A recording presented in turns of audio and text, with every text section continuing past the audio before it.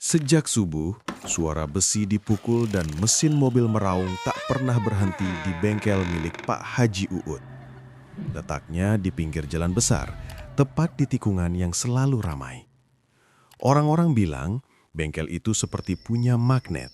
Mobil mogok, rem blong, hingga mesin rewel, entah kenapa selalu berhenti di sana. Pak Haji Uut berdiri di depan pintu, mengenakan peci hitam dan kemeja putih yang mulai menguning oleh noda oli. Wajahnya ramah, senyumnya mudah muncul, tapi sorot matanya selalu tampak lelah. Pelan-pelan saja, yang penting rapi, katanya pada salah satu montir. Iya Ji, jawab montir itu singkat, lalu kembali menyelam ke bawah kap mesin.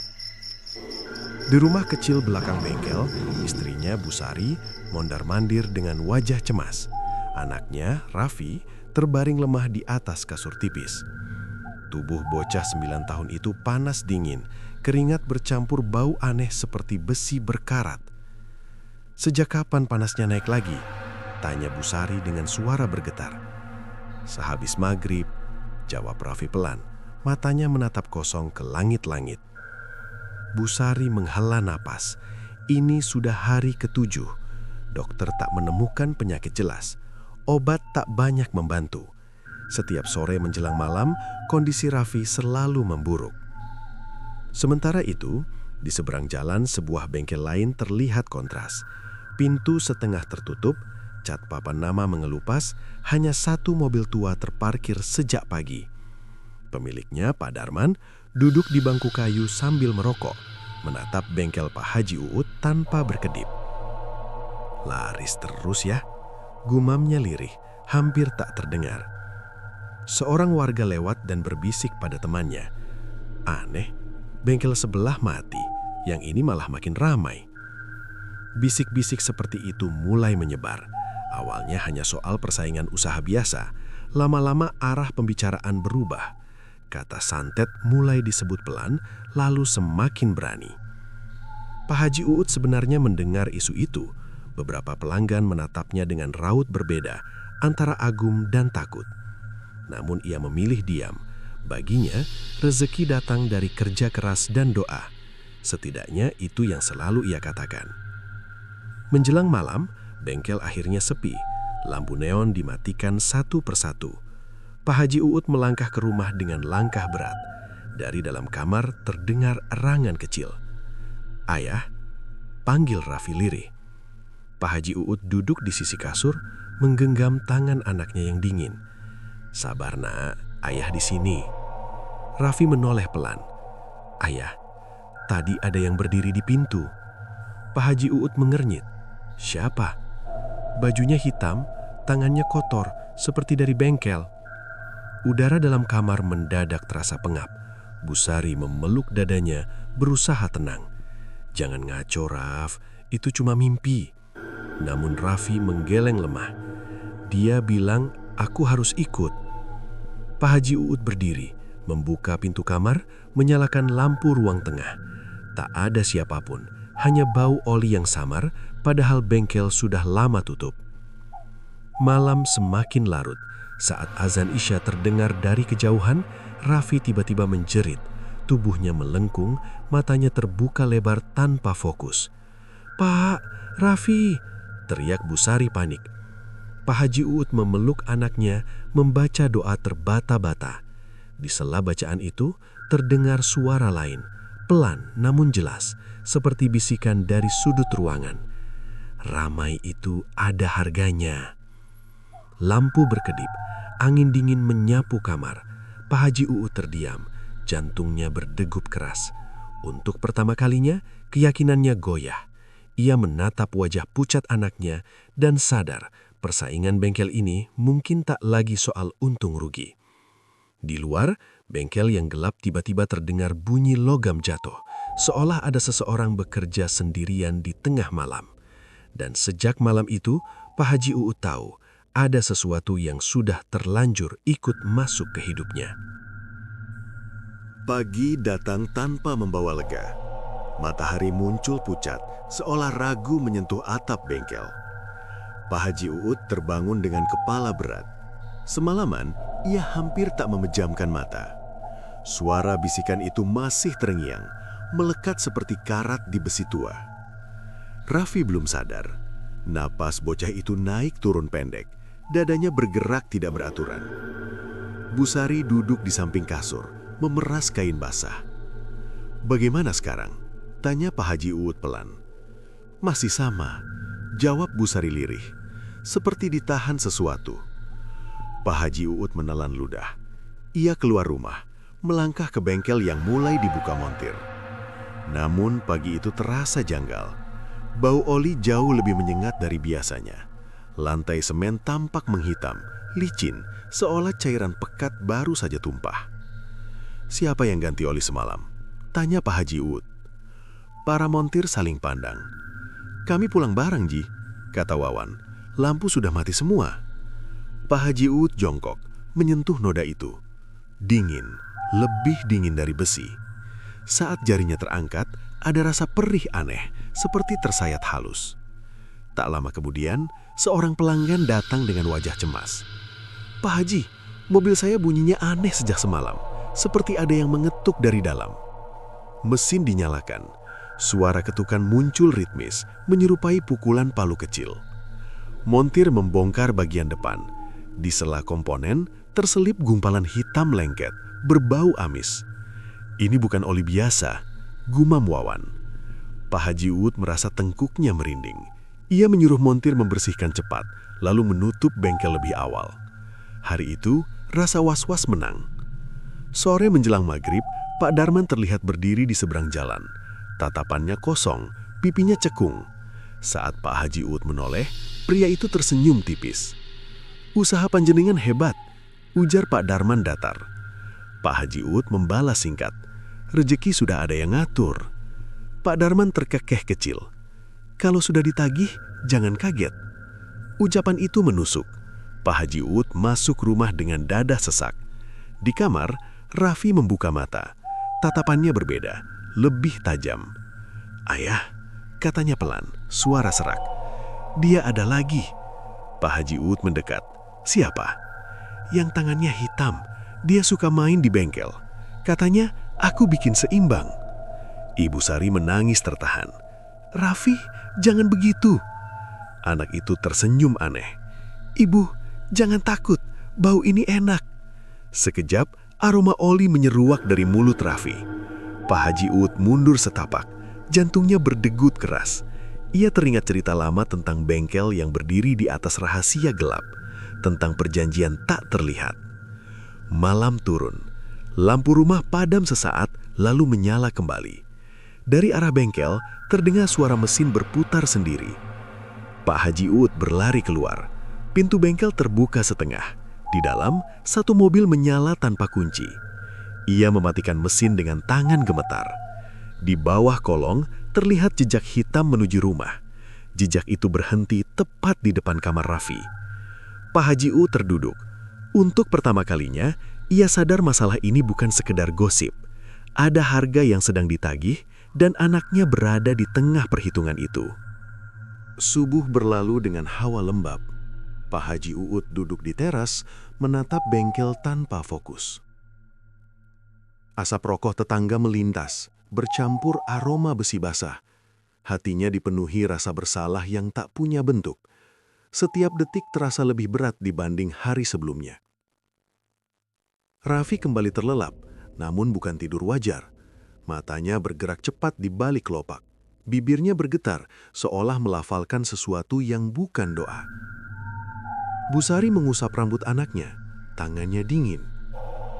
"Ayah," panggilnya pelan. "Kita harus cari bantuan."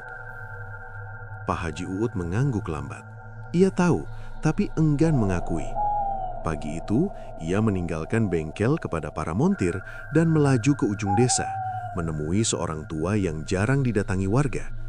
Namanya Mbah Wiryo, dikenal pendiam dan tidak suka urusan uang. Gubuk bambu berdiri di tengah kebun singkong. Angin berdesir membawa bau tanah. Mbah Wiryo menatap Pak Haji Uut lama sebelum berbicara. "Anakmu jadi penahan," katanya tanpa basa-basi.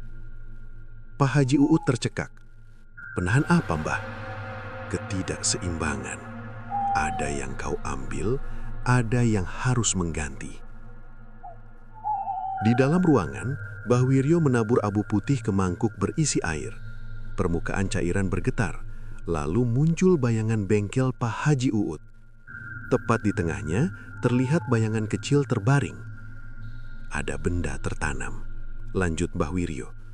Bukan di tanah, bukan di dinding. Pak Haji Uut gemetar. Di mana? Di kepala anak itu. Pulang dengan dada sesak, Pak Haji Uut menemukan Raffi duduk bersandar, keringat bercucuran. Bocah itu memegang kepalanya, meringis. Sakit, keluhnya lirih. Seperti ditusuk pelan-pelan. Bu Sari menangis. Tadi dia teriak, lalu diam. Pak Haji Uut teringat kata Mbah Wiryo. Ia memeluk Raffi, membaca doa dengan suara bergetar. Saat dahi anak itu disentuh, terasa panas di satu titik, seperti logam terkena api. Maghrib datang membawa ketegangan. Dari bengkel terdengar suara ketukan teratur, padahal tak ada orang. Pak Haji Uut memberanikan diri masuk. Di lantai, sebuah paku berkarat tergeletak, basah oleh cairan hitam. Ia menelan ludah. Saat paku itu diangkat, suara Raffi menjerit dari rumah. Pak Haji Uut berlari, menjatuhkan benda itu di tengah jalan. Raffi kejang, matanya memerah. "Jangan diambil!" teriaknya dengan suara asing. "Itu milik kami!" Bu Sari memeluk anaknya, panik. "Pak, ini bukan Raffi." Pak Haji Uut berdiri terpaku. Kata-kata Mbah Wiryo kembali terngiang. Ada yang diambil, ada yang mengganti. Paku itu tiba-tiba bergerak sendiri, bergetar pelan, lalu berhenti. Suasana mendadak sunyi. Raffi terkulai, nafasnya melemah. Pak Haji Uut berlutut, air mata jatuh tanpa suara. Ia sadar, semakin ia melawan, semakin besar penderitaan anaknya. Di luar, bengkel yang gelap tampak berdenyut seperti makhluk hidup. Pak Haji Uut menatapnya lama, akhirnya paham bahwa usahanya berdiri di atas perjanjian yang tak pernah ia pahami sepenuhnya. Dan malam itu, ia mengerti satu hal. Paku itu hanyalah awal. Harga sesungguhnya belum sepenuhnya diminta. Hujan turun sejak pagi, membasahi halaman bengkel hingga berubah licin. Air mengalir membawa sisa oli menuju selokan, namun warna hitam itu tak ikut hanyut. Seolah menempel, membekas, menolak pergi. Pak Haji Uut berdiri memandangi lantai semen dengan dada sesak. Berkali-kali disiram, noda tetap terlihat samar seperti bayangan luka lama. Raffi terbangun menjelang siang. Tubuhnya lebih kurus, pipinya cekung, tatapannya kosong, tapi kali ini tanpa jeritan. Bu Sari menyodorkan air hangat. "Minum sedikit," ujarnya lembut. Raffi menurut. Setelah itu, ia berbisik. "Dia marah." Bu Sari menahan nafas. "Siapa, Nak?" "Yang tinggal di bawah bengkel. Katanya paku jangan dipindah." Pak Haji Uut yang mendengar dari ambang pintu merasa lututnya melemas. Kata bawah membuat pikirannya melayang ke pondasi lama bengkel, bagian yang dulu digali terburu-buru saat pembangunan. Ada malam yang ingin ia lupakan, namun kini muncul kembali seperti bau besi basah. Siang itu, Pak Darman menyeberang jalan. Wajahnya semakin pucat, matanya cekung. Ia berdiri lama tanpa bicara. "Ada yang salah?" tanya Pak Haji Uut akhirnya. Pak Darman tersenyum miring. "Banyak, tapi tidak semua bisa dibetulkan." Pak Haji Uut ingin bertanya lebih jauh, namun pria itu sudah berbalik pergi. Ucapannya tertinggal, berat, menggantung. Menjelang sore, bengkel mendadak ramai. Mobil berdatangan tanpa henti, padahal hujan masih turun. Para montir kewalahan. Mesin rusak berat justru bisa hidup setelah disentuh sebentar. Pelanggan tersenyum puas, membayar tanpa menawar. Pak Haji Uut seharusnya senang, namun setiap uang masuk ke laci, dadanya terasa ditekan. Ia teringat ucapan Mbah Wiryo tentang keseimbangan. Ramai ini seperti tanda, bukan berkah. Maghrib datang bersama angin dingin. Raffi kembali gelisah. Ia menutup telinga, meringkuk. "Bising," keluhnya. Ada yang mengetuk dari bawah. Pak Haji Uut memutuskan melakukan hal yang selama ini ia hindari. Ia membuka lantai kecil di sudut bengkel, tepat di area lama yang jarang disentuh. Montir dilarang mendekat. Dengan linggis, ia mencongkel semen yang retak. Bau tanah busuk langsung menyergap. Di bawahnya bukan hanya pasir dan batu. Ada kain pembungkus tua, lapuk, terikat tali ijuk. Saat disentuh, cairan hitam merembes. Tangan Pak Haji Uut gemetar. Dari rumah, teriakan Raffi menggema. "Jangan dibuka!" Suara itu bukan suara anaknya. Pak Haji Uut terduduk. Ia teringat malam bertahun lalu ketika usaha hampir bangkrut. Seorang lelaki datang membawa janji, menawarkan jalan pintas. Ia menolak awalnya, namun kebutuhan menekan. Yang dikubur malam itu bukan benda, melainkan rahasia yang seharusnya tak pernah disentuh lagi. Ia menutup kembali lubang itu dengan tergesa.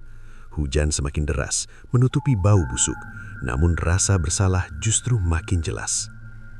Malam itu, Raffi tertidur dengan nafas berat.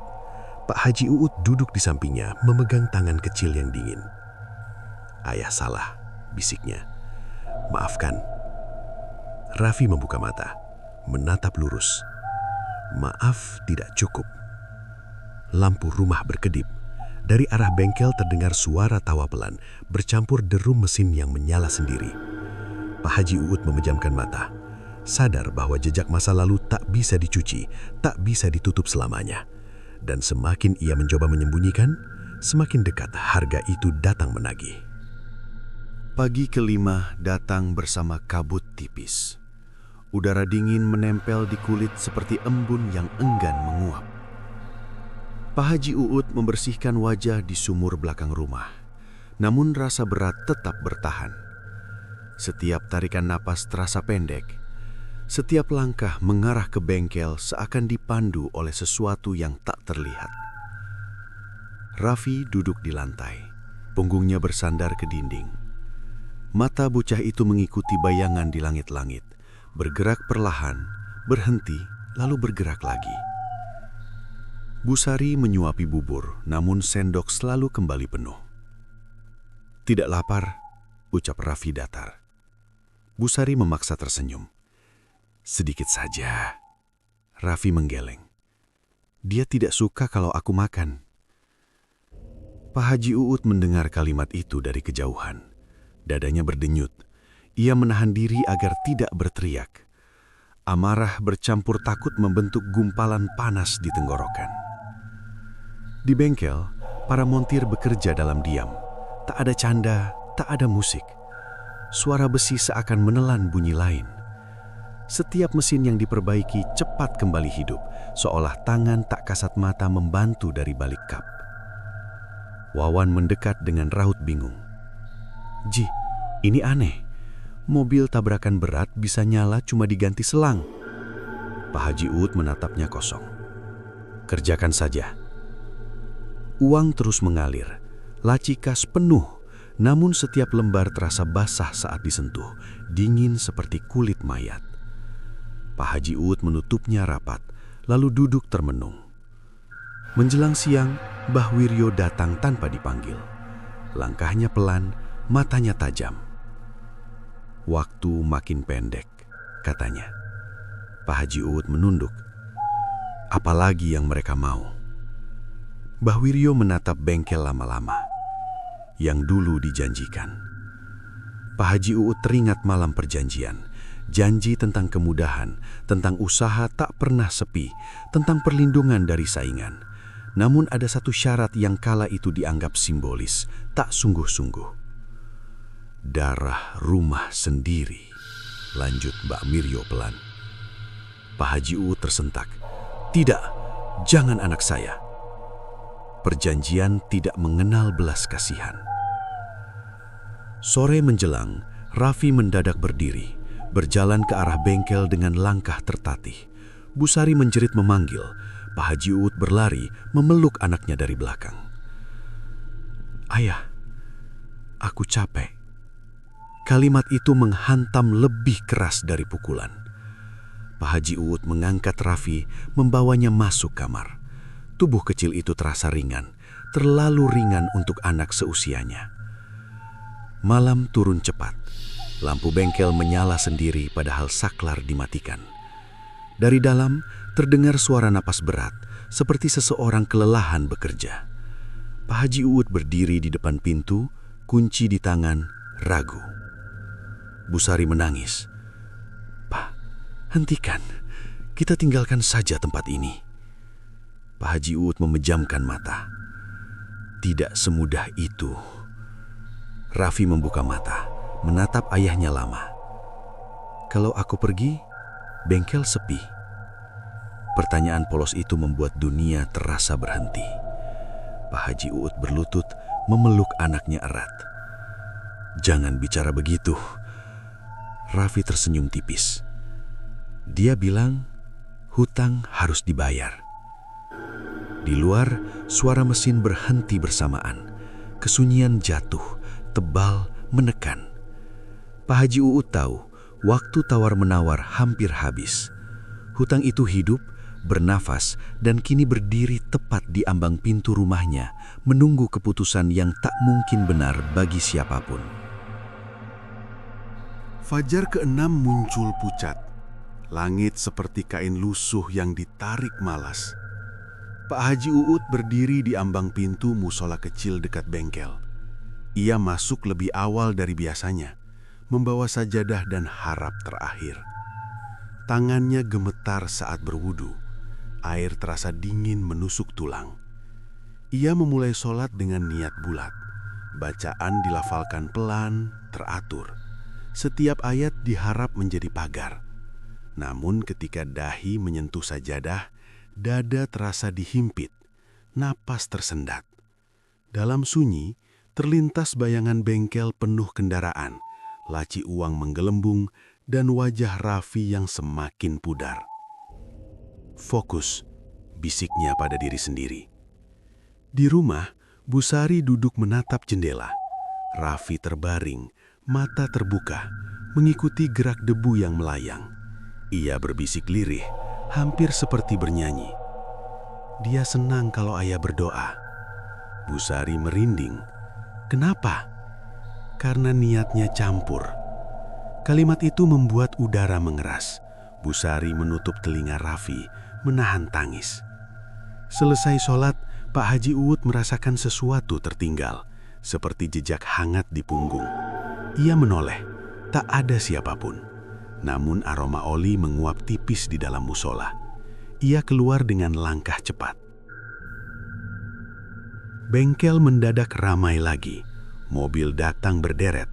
Para montir bekerja seperti kesurupan. Gerak cekatan, wajah datar. Mesin yang seharusnya mati total mendengung halus setelah disentuh. Pak Haji Uut merasa doanya bukan menutup, melainkan membuka. Wawan mendekat. "Ji, kok rasanya gampang semua hari ini?" Pak Haji Uut menelan ludah. "Jangan banyak tanya." Siang beranjak.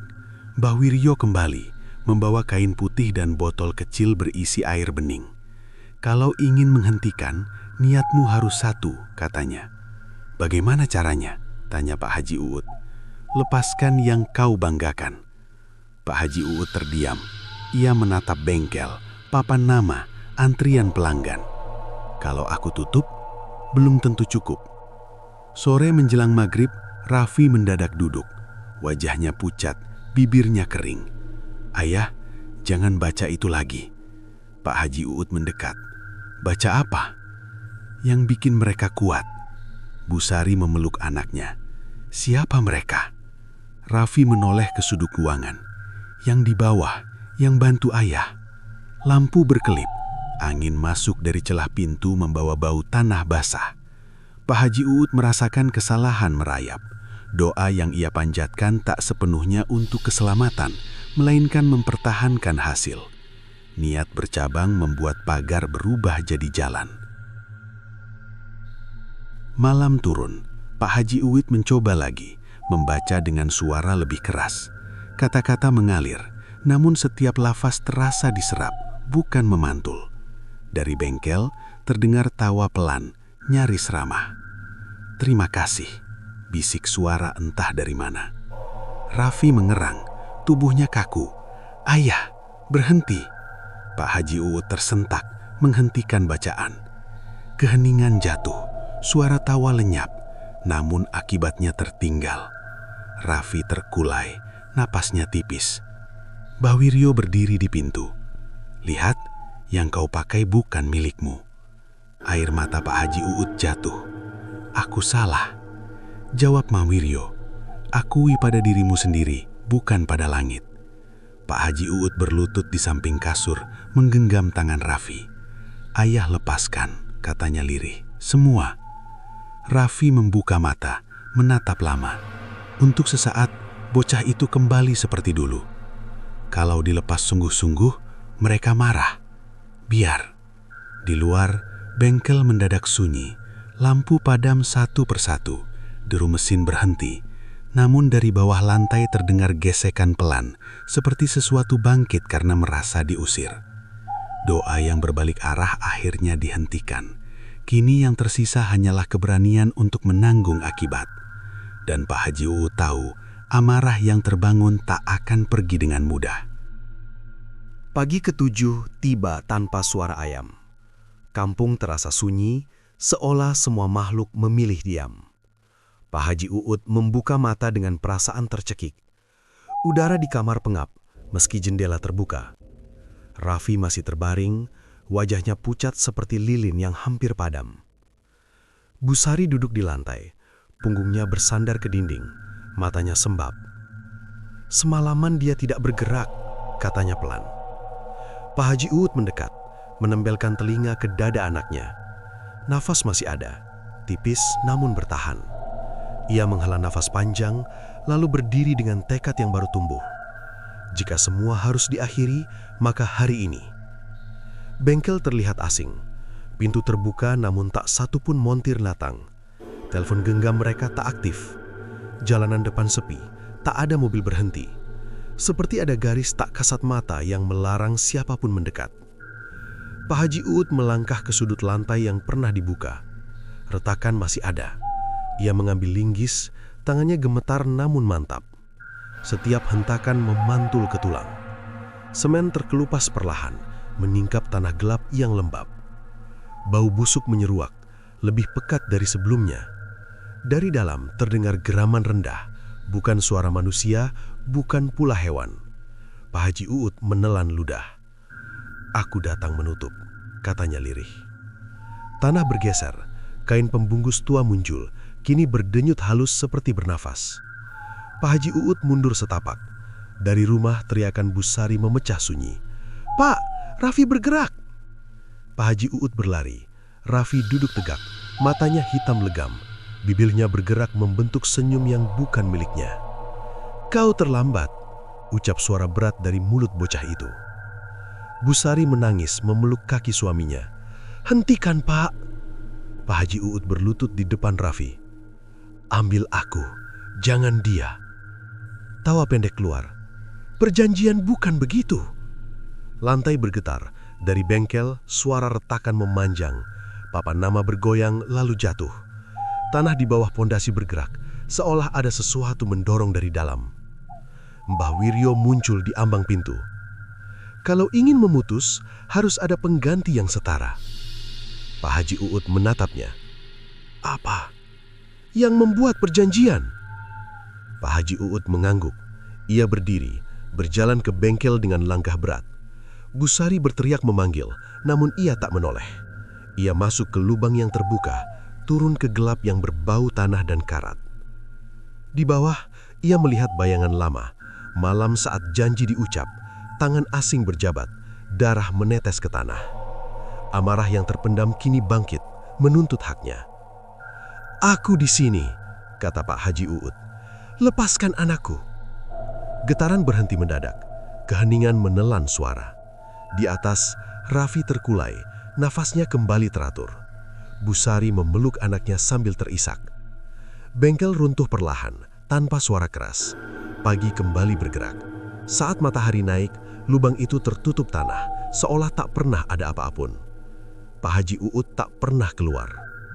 Raffi terbangun siang hari, menatap ibunya bingung. "Ayah kemana?" Busari memeluknya erat. Air mata jatuh tanpa jawaban. Di halaman, bekas bengkel tinggal tanah rata, sepi, sunyi. Amarah itu telah dibayar, namun bekasnya akan tinggal lama, menjadi pengingat bahwa jalan pintas selalu meminta lebih dari yang terlihat. Hari ke-8 bergerak pelan. Tanah bekas bengkel tampak rata, basah oleh embun. Tak ada papan nama, tak ada bau oli, tak ada suara mesin. Kampung seperti menarik napas panjang setelah lama tertahan. Orang-orang lewat tanpa menoleh, seolah takut mengingat apa yang pernah berdiri di sana. Raffi bangun dengan mata bening. Nafasnya stabil, tubuhnya masih lemah, namun senyum kecil muncul ketika Busari menyodorkan air hangat. Tangannya gemetar, tetapi genggaman terasa nyata. "Sudah pagi?" tanyanya lirih. "Iya," jawab Busari. Suaranya pecah. "Kamu istirahat saja." Raffi menatap halaman. "Ayah janji pulang." Busari menahan air mata. Ia mengangguk tanpa suara. Janji itu menggantung, tak punya tempat berlabuh. Siang menjelang, warga mulai berani mendekat. Mereka berdiri di tepi tanah kosong, berbisik, saling bertanya. Ada yang menyebut longsor kecil, ada pula yang menyalahkan hujan. Tak satu pun berani menyebut perjanjian. Ketakutan memilih kata aman. Pak Darman muncul dengan langkah ragu. Wajahnya berubah, tak lagi tajam. Ia menatap Busari lama, lalu menunduk. "Saya minta maaf," katanya pelan. "Dulu saya ikut mendorong." Busari mengangguk. Semua sudah lewat. Pak Darman menghela napas. Usaha itu bukan cuma saingan. Kalimat itu berhenti di udara, tak perlu diteruskan. Malam datang tanpa gangguan, lampu tak berkedip, angin berjalan lembut. Namun sunyi membawa sisa rasa, bukan teror, melainkan penagihan kecil yang tertunda. Di kamar, Raffi terbangun, duduk perlahan. "Ibu," bisiknya. Yang di bawah sudah diam. Busari memeluknya. "Kamu tidak apa-apa?" Raffi mengangguk. "Tapi ada yang pergi." Busari menutup mata. Ia tahu. Beberapa hari berlalu. Raffi berangsur pulih. Langkahnya kembali mantap. Namun setiap lewat tanah kosong, ia berhenti sejenak, menunduk lalu melanjutkan, seperti memberi hormat pada sesuatu yang tak ingin diingat. Suatu sore, hujan turun ringan. Busari membersihkan rumah. Di sudut lemari, ia menemukan peci hitam dan kemeja putih bernoda lama. Ia memeluk kain itu, merasakan sisa hangat yang tak lagi ada. "Ayah," gumamnya. Malam berikutnya, mimpi datang. Busari melihat Pak Haji Uut berdiri di bawah tanah. Wajahnya tenang. Ia tak tersenyum, tak bersedih. Hanya berkata satu kalimat, "Jaga niat." Busari terbangun dengan dada lega sekaligus perih. Pesan itu sederhana, namun berat. Kampung kembali hidup, jalanan ramai, namun satu sudut tetap kosong. Tak ada yang berani membangun. Tanah itu menjadi jeda, pengingat tanpa tulisan. Raffi tumbuh dengan bekas yang tak terlihat, belajar bahwa kemudahan punya arah, dan arah ditentukan oleh pilihan. Sunyi tak lagi menakutkan, ia menjadi batas, dan batas itu meski tenang menyimpan bayar yang telah lunas, menyisakan pelajaran yang tak boleh diulang. Waktu bergerak tanpa suara. Tahun berganti perlahan, meninggalkan jejak tipis di kampung kecil itu. Tanah kosong bekas bengkel tetap dibiarkan apa adanya. Rumput tumbuh pendek, tak pernah tinggi, seolah ada tangan tak terlihat yang merapikannya setiap malam.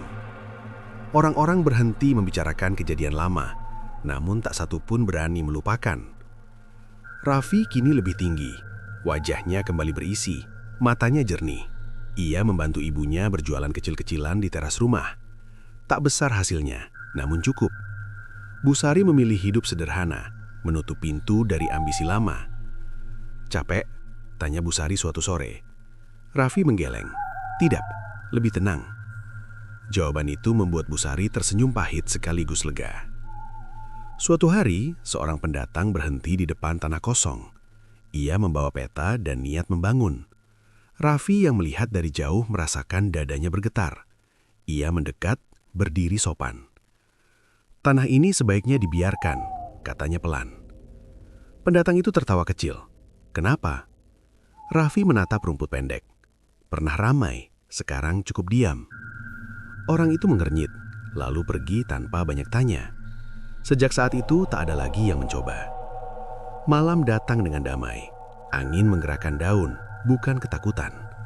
Namun pada jam tertentu, tepat sebelum dini hari, Raffi kerap terbangun.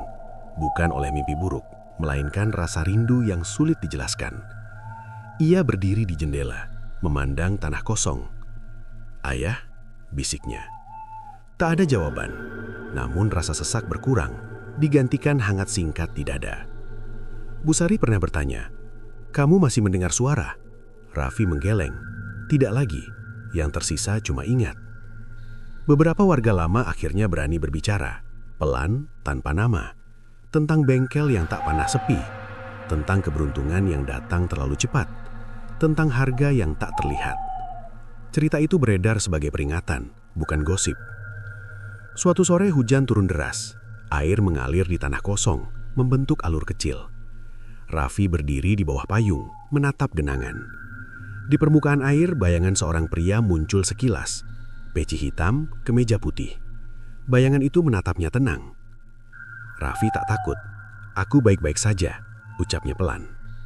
Bayangan mengangguk, lalu hilang bersama riak. Hujan berhenti, matahari muncul, kampung kembali seperti biasa. Ramai yang dulu ada kini tinggal nama, tersimpan di ingatan beberapa orang yang memilih belajar. Raffi melangkah pulang, memegang tangan ibunya.